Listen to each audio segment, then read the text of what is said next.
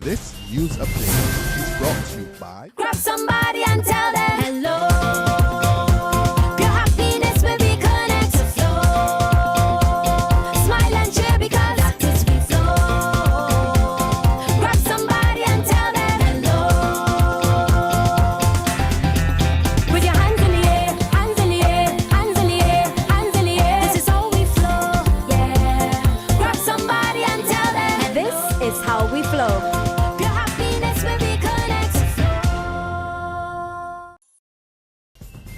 This is the Barbados Today evening news update for Monday, September 7th. Thank you for joining us. I am Mary Claire Williams. All eyes are on Trinidad and Tobago as residents and the rest of the region await the results of today's general election. Polls closed at 7 p.m. in Trinidad this evening, 1 hour after the scheduled shutdown due to heavy rain, but in Tobago they were closed at 6 p.m. However, there were reports of a steady flow of voting at over 2,000 polling stations across the country. Speaking to reporters after casting her ballot, Prime Minister Kamla Prasad-Bisesar said she is confident that her People's Partnership will be re-elected to run the affairs of the country. I think I've done my best. I really tried to do the best that I could.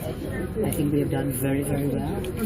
And there's little more else I can do at this point, except to leave it in the hands of the people and in the hands of the Lord. I feel quite confident. We have done a lot of work in terms of achievement.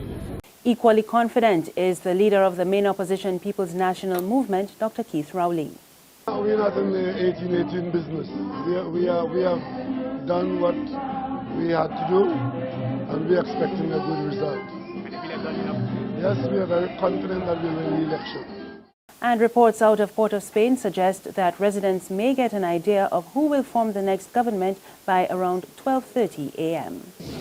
Back at home, police are investigating an accident on Bay Street involving a transport board bus earlier today. The bus reportedly ran off the road and crashed into a house. Reports suggest the accident followed an altercation between the bus driver and a female passenger. The challenges facing the University of the West Indies Cave Hill campus will be a major subject of discussion this week. This as Education Minister Ronald Jones gets ready to meet with UWI officials following a report by the principal, Professor Eugene Barito, that the institution's enrollment numbers had declined. Over a week ago, Professor Barito called on government to reconsider its tuition policy given the situation. Minister Jones admits university education is expensive, but he says the policy is necessary.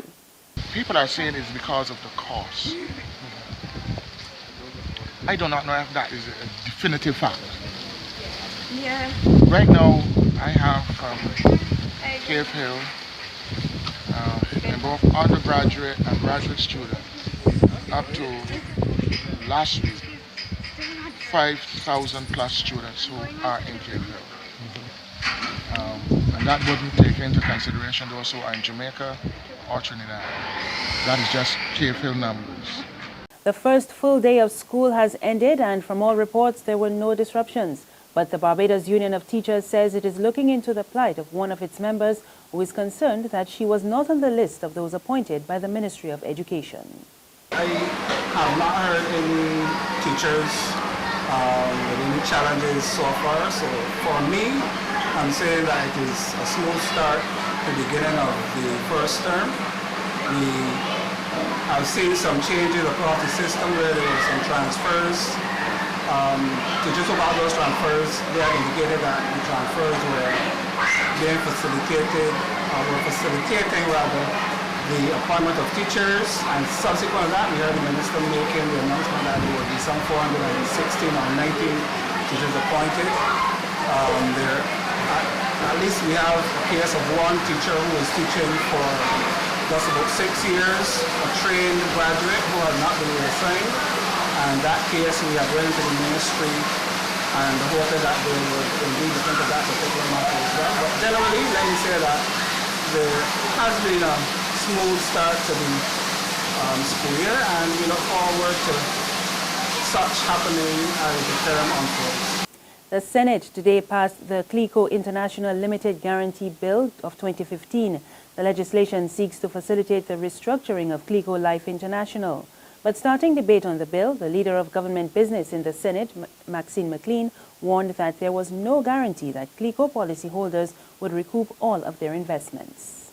I believe that it is reasonable to expect that in seeking to preserve the interests, there has to be a shared responsibility in that process. In other words, as government seeks to preserve, it cannot,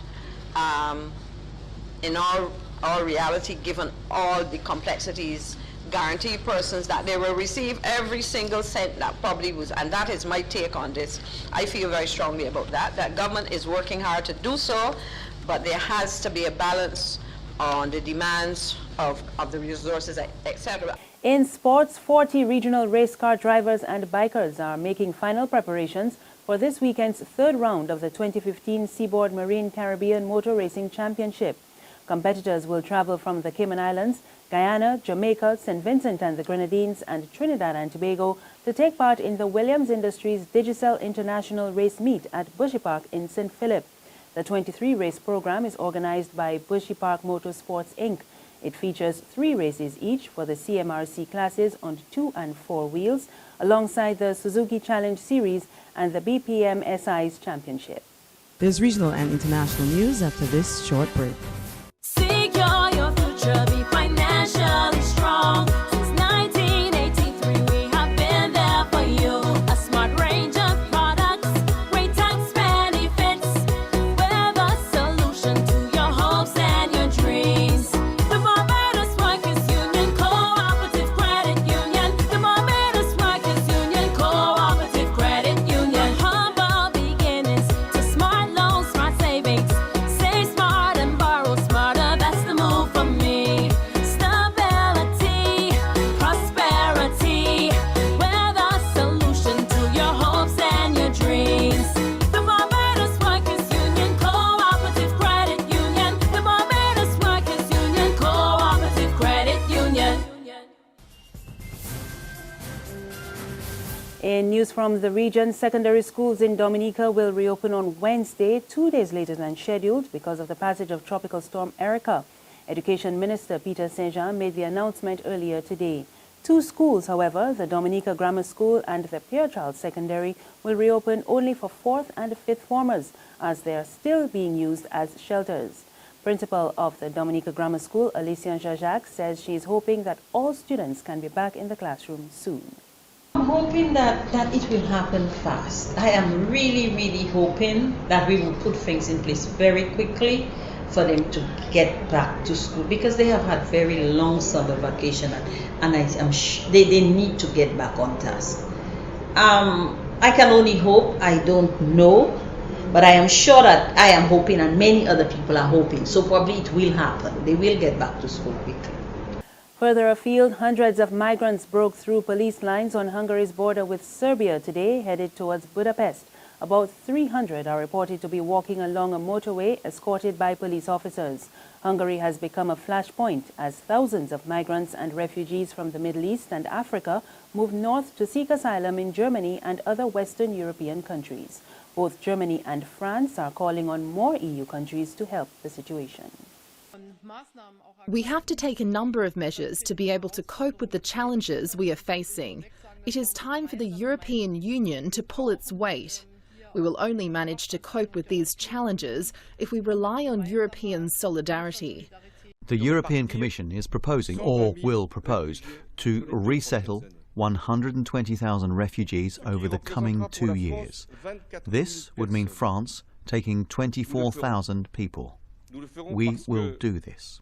And that's the news. For more, log on to www.barbadostoday.bb. You can also subscribe to our e-paper, email updates, and like us on Facebook. Also catch us on Izumi Media on bus terminals or screenplay at supermarkets and gas stations near you. We're also on Channel 101 on Flow TV and Mix 96.9 FM. I am Maricla Williams. Good evening.